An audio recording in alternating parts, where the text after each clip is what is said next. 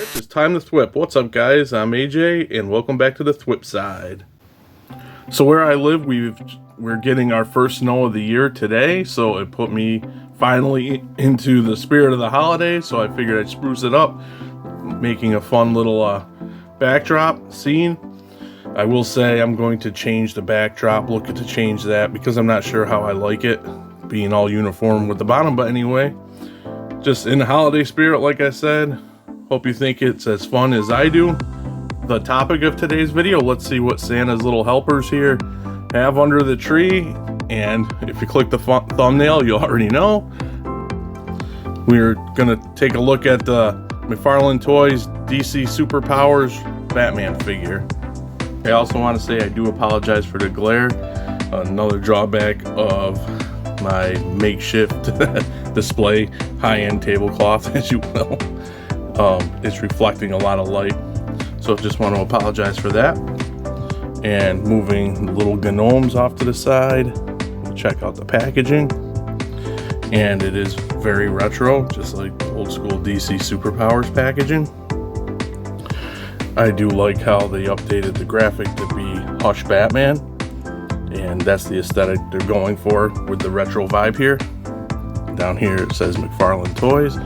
I notice it's not like the Spawn logo McFarlane Toys, like the old school logo. And you see DC Superpowers. And on the back is where you get your mumbo jumbo, other figures in the wave, Superman Darkseid, the Batwing, and Supermobile. Kind of interested in the Batwing, hoping we get a Batmobile.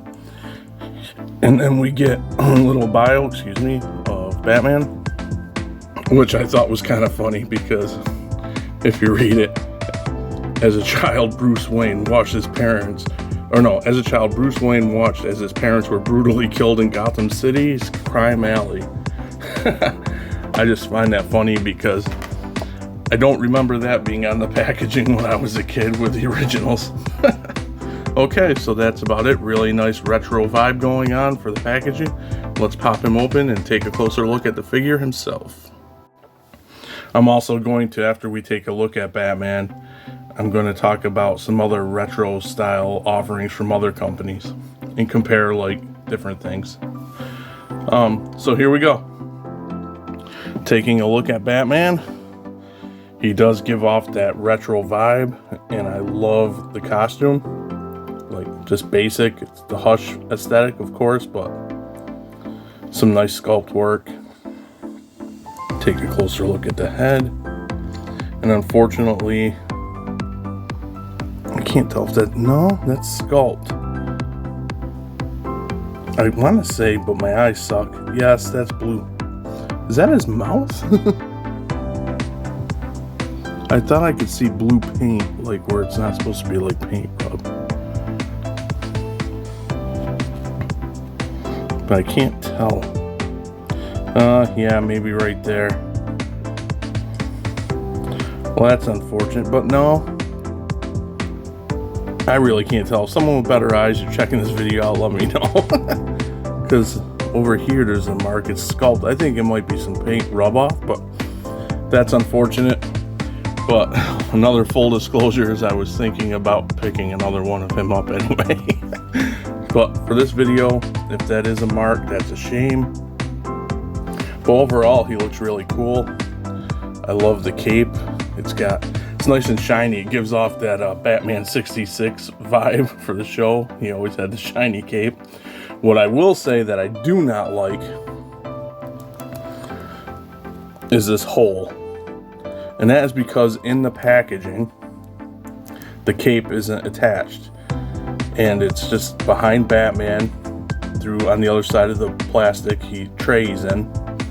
And there's one of those plastic like tabs going through the cape to fasten it.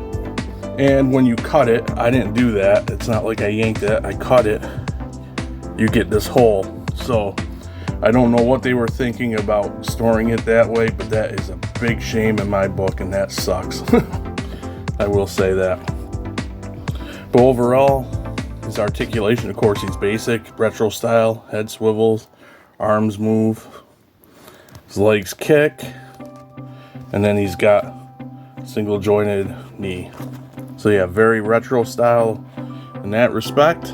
No extra bells and whistles, but looks cool with the gripe I had here and the issue I may have there. I also will say that it's kind of a bummer they didn't incorporate the old school play action feature where you squeeze the legs. From the vintage one, just like squeeze the legs and they do like a punching action. I think that would have knocked this figure out of the park. Kind of a shame in a way.